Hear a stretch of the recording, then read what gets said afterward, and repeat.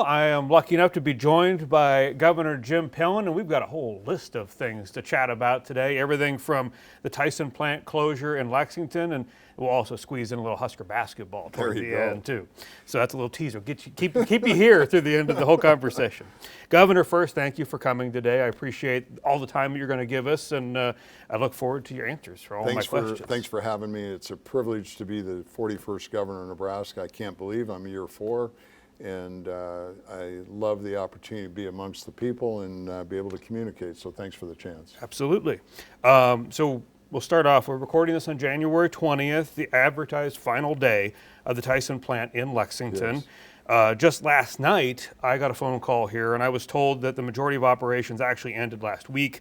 And the person I spoke with expects Tyson to strip the building bare. What have you heard regarding the future of the plant, and what are the next steps when it comes to the plant and Nebraska's relationship with Tyson? Yeah, well, we've been working very, very hard for the people of Lexington. Most important, also been working to make sure the cattle producers are taken care of. I've had conversations with Tyson almost every week since the plant's closed. Our conversations are very pragmatic, very direct. In business, it doesn't do any good to yell and scream at people. I've voiced how very, very disappointed we are, but they own it. So I'm pushing forward and saying, look, I've been told they are assessing the plant and have been since they decided that it wasn't going to be in their future to process cattle. They're assessing that plant to see if it can create value add for Tyson to bring beef from other plants, pork from other plants, poultry from other plants, and further value process. I have a meeting in the next couple days on the phone with Tyson execs to see where that's at. I have been very pragmatic. I mean, we're grateful there are Tysons in Nebraska. Just for the record, I mean, they have about 1,200 people at Smart Chicken between Waverly and Tecumseh. They've got, I think, 800 people at a bacon plant in Omaha. They've got 4,500 jobs. They process 5,000 cattle a day in South Sioux City. They have a pork plant in Madison, 10,000 pigs a day with about 1,200 jobs. So they're a partner in Nebraska. We're very, very disappointed, but I'm trying to deal with reality. I'm trying to thread a needle. We all believe in property rights, but I'm trying to thread a needle and say, you have to sell this plant. If you're not going to use it, we have to keep the lights on. We have to have it become something else because, look, Lexington community has been extraordinary to Tyson Foods for 35 years. Lexington was a all-America city before Tyson came. They're going to be after, but it's really important we get that plant. We get it into other people's hands and it becomes a thriving business of whatever. It could be milk, it could be beef, it could be anything, but we have to create opportunity there. Sure. On that same topic, I'm sure you saw on Friday, Senate Minority Leader Chuck Schumer sent a letter to Ag Secretary Rollins asking her to invoke the Packers and Stockyards Act to keep the doors open in Lexington. Do you have any take on that letter that Senator Schumer sent? I would just say that I don't think Senator Schumer understands what the heck the Packers and Stockyards Act is. I'll be damned if we're going to have the federal government come in and tell us how we run business and who can do what. This isn't the first time this has happened in Nebraska, won't be the last. We'll roll up our sleeves and get it fixed. Federal government, stay the hell out of our hair. Fair enough. Changing gears a little bit, what are your plans when it comes to appointing a new NU regent, at least interim, because we did have a resignation here? Yeah, we're working on the process. I have a lot of relationships. I want to be able to find a person that aligns and views the world like most of us Nebraskans do, that we don't believe in this DEI crap, pronouns, we don't believe in sex talk, and we don't believe in this CRT stuff. It's got to end. It can't be happening. We're putting forth legislation. We need a board of regents going to be strong and say enough of this crap, and a regent that represents the views of Nebraska. Important in Omaha, but Omaha and Nebraska is the same. We got to represent our conservative values, who we are. We're the 7th land grant university in the in our country. It's important we remember that, and that we provide that kind of leadership. And you, of course, were a regent, so you specifically had that position before. And I think my next question is probably going to have a similar answer. What would you like to see in the next UNL chancellor? I think the next UNL chancellor needs to be strong, needs to be able to understand where higher education is, needs to understand how important it is for workforce development, and be focused on who we are in Nebraska. I think the next chancellor needs to be a really strong leader. Make sure that our tenured faculty work full weeks. Make sure that our tenured faculty are teachers and researchers. Make sure that our tenured faculty are engaged with the student body. We have way too high of a fallout rate in the freshman class. So, hey, my ask is really simple. If you have programs, we have programs on every campus. We need to make sure that the programs on the University of Nebraska-Lincoln campus are focused on Nebraska. They're focused on what we need in Nebraska, and that everybody puts a full week in and does their best and takes care of our kids. Our kids are our future, and we have to have research. We can't have faculty members that are just doing research or one class a week. Let's go. Let's get after it. Speaking of the regents, I know you have this experience. Can you kind of explain the situation to the best of your ability on the $800 million purchase of Nebraska Medicine from Clarkson? I think the reason I ask is because UNL just made $24 million in cuts to different degrees and all that type of stuff. So to someone sitting at home going, wait a minute, they cut $24 million because they had, but then they have $800 million to buy. How does that work? Yeah, well, number one, they're all separate baskets, right? And so I think it's really, really important for everybody to understand a University of Nebraska Medical Center, Nebraska Medicine.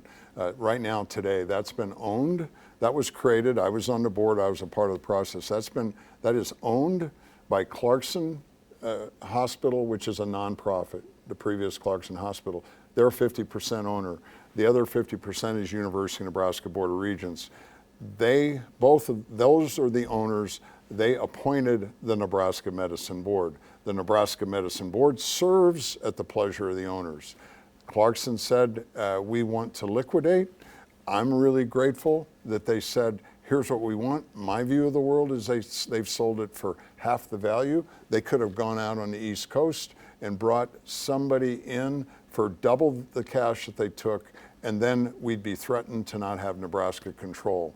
Nebraska Medicine, people that are standing up, good people, we just don't agree.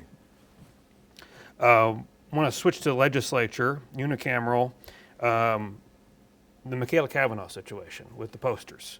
I'll ask you point blank, would you be in favor of the legislature expelling Michaela Cavanaugh? Senator McCavanaugh, I don't understand what makes her tick. Obviously what she did is she broke the law. We asked simply, if she was a citizen, she'd have been arrested on the spot.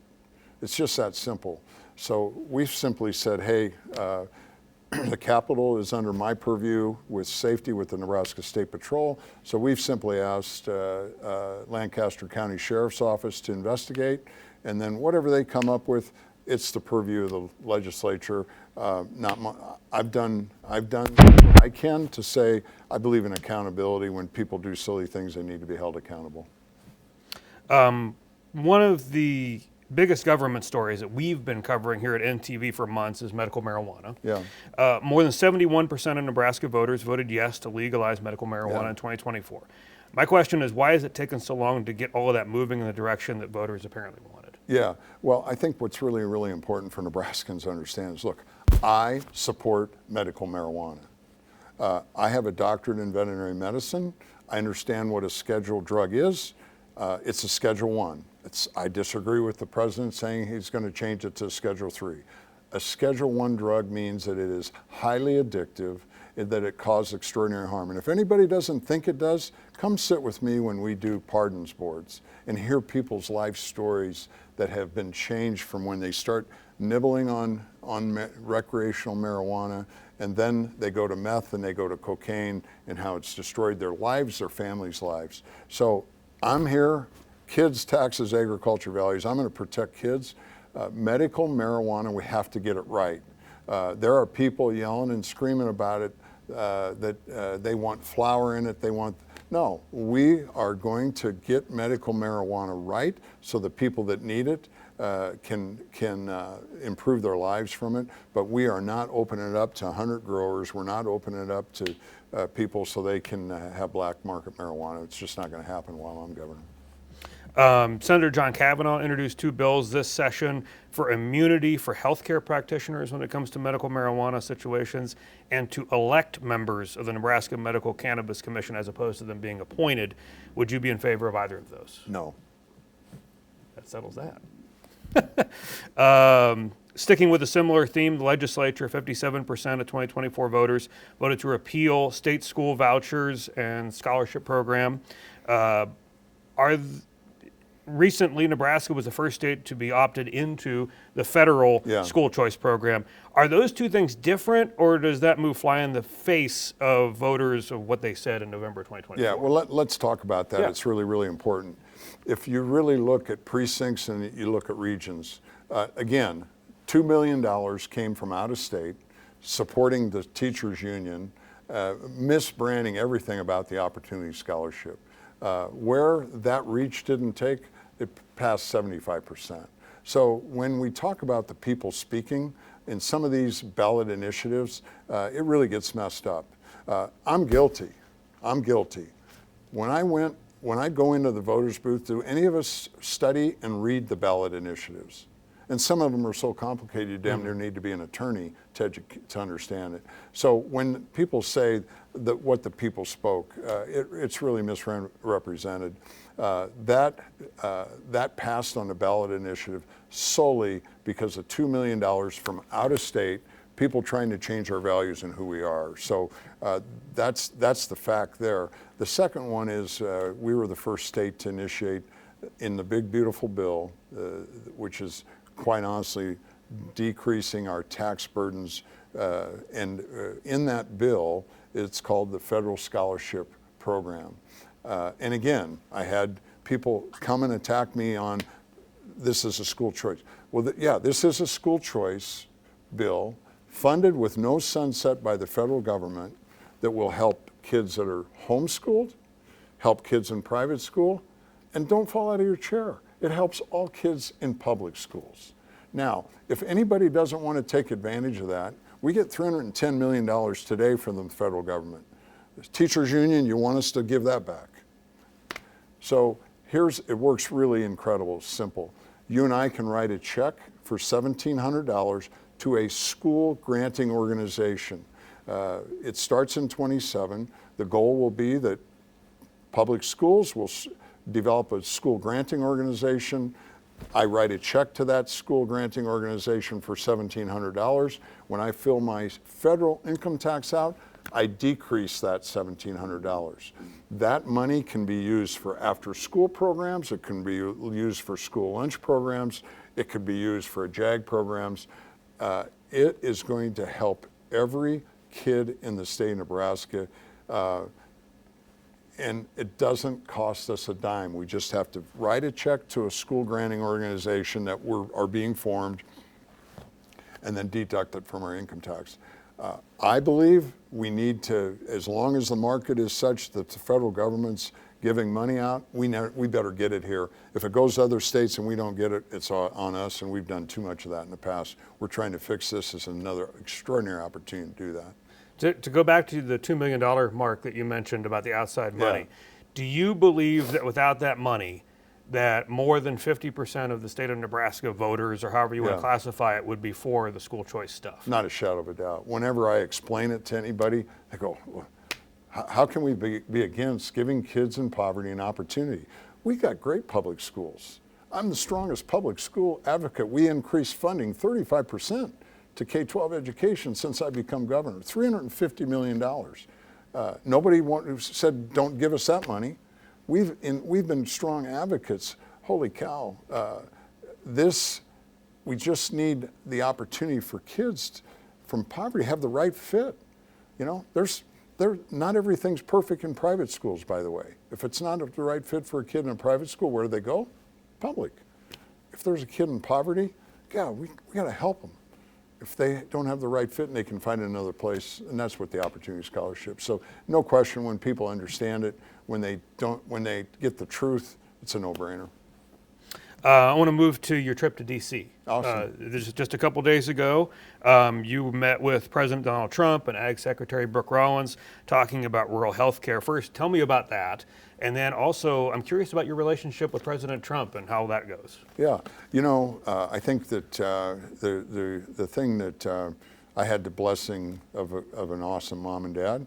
And my dad always said before we'd leave for fall camp, say, hey, just remember the bigger they are. Remember, I believe in you. Remember, the bigger they are, the harder they fall. And everybody puts their pants on the same way, one leg at a time. That's exactly the same. President Trump gets misrepresented by so many people. Guess what? He's an extraordinary, but he's a normal dude. He's just like you and I. First time I met him was like 10 days after my accident last fall. And first words out of his mouth, we make eye contact. We had talked a couple times. First time we shook hands, first things out of his mouth were, how the heck are you here? How could he synthesize that? Compassionate guy that believes in people. I think an example, if anybody could just get rid of this polarization crap, all this goober politics, and just think about people. If you really understood that in Venezuela, there's extraordinary amounts of drugs that have come from China, and they are trying to infiltrate this country. In 2024, we had 100,000 deaths. Nobody wants to talk about it, from fentanyl overdose. So what President Trump did with getting this Maduro guy, who's totally a thug connected to the Castro regime, getting him out of there, it's helping the people of Venezuela. Anybody that knows anybody from Venezuela, they are rejoicing because there's a chance for the people. President Trump cares about people, and that's why we're incredibly grateful. It was a privilege to be the only governor there at the White House on the Rural Health Transformation Roundtable. And he said, Governor, what's your comments? I said, number one, I'm incredibly grateful for your courageous leadership, calling it the way it is. That gives me more courage to call it the way it is, and to stand up for our values and what we believe in. And the investment in rural Nebraska. So I'm proud of our team. We got the 8th highest dollar amounts of the rural health transformation, $218 million for 26. We execute things, we can get more. That can happen for the next 5 years. So it's going to be over $1 billion coming in for rural health transformation. Food can become medicine, not Twinkies, real food. And we can have an incredible impact on educating children in rural Nebraska so they become healthcare providers. Technology, more telemedicine so we can access, drive, really focused on our veterans. I've had an incredible privilege this last year to visit over 150 World War II veterans. John Hildreth's, our Director of Veterans Affairs, came up with a great idea. I'd love to claim it. He'd had it. Let's go visit World War II veterans that are still alive. I mean, I've met from 98 years old to 108, say thank you, gave them a medallion. Now, veterans, because of this investment, veterans aren't going to have to drive 3 and 4 hours to Veterans Hospital. We're going to get care to them close to home. Also, mental health, drug rehab. These are going to be investments that are going to be transformative for rural Nebraska. To the other big story making the rounds, the investigative report from the Nebraska Examiner, I'm sure you're aware of, regarding State Auditor Mike Foley calling out your office for giving a $2.5 million no-bid contract to Julie Bichelle. I just want to open that up and throw that out there and get your thoughts on that. Just really simple. Mike Foley's wrong on the facts and he's wrong on the law. Just simple as that. We're under a timeline with the legislature. We did a contract that's all within the law, was within the budget, voted on by the unicameral, and he fails to even acknowledge the value. That brought hundreds of millions of dollars to Nebraska. I'm about value, I'm about making things happen. We'll use every tool in the toolbox to be governor. So you're saying Mike Foley was wrong? 100% wrong. 100% wrong on the facts and the law. Okay. In that story in the Examiner, he talked about the multi-billion-dollar DG Fuels project reportedly coming to Phelps County, and he says that his office dug into nearly a dozen DG projects in the state, or in different states, dating back to 2001. And he says that none of them have come to fruition as of yet. Also, our radio partners at KRVN say that there have been changes in where the water will come from for Phelps County. That happened at their Wednesday meeting last week. My question to you, do you believe the project for DG Fuels in Phelps County will actually see the light of day and become a real thing? Yeah, you know, I can't tell you all the details because we work hard on being able to do deep sea fishing and make sure we bring people. We have another project that has a great chance to be able to use Nebraska ethanol and make polypropylene. When you're doing these technology projects, aviation fuel is a gigantic market. I've met with the Japanese ambassador a couple times. All he wants to talk about is can you help us get aviation fuel?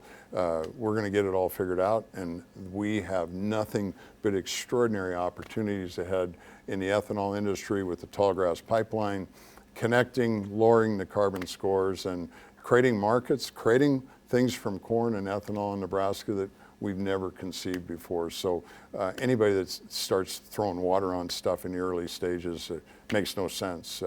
When you're a lifetime bureaucrat, when you're a lifetime in government and never done business, you just don't understand how it works. I got a pretty good idea. I've spent my whole life in it. I'm the only governor from agriculture, from germination and conception in 100 years. I'll stand up to that any day of the week. I have my Husker basketball question I want to ask you in one moment, but I want to get this in real quick. Obviously, you're up for re-election this year. Yep. Do you have any idea of who you may face, if anyone, in a primary? You know, I learned in the market, I learned in farming and agriculture not to speculate because you lose your butt speculating. So I just stay in the day, in the moment, in the day, and focus on today. And you know, what it is, and we're ready for it. I've been blessed by extraordinary relationships. I'm humbled. We have brought people to Team Pillen that have never been involved in the process of government. Most of us are sick of goober politics.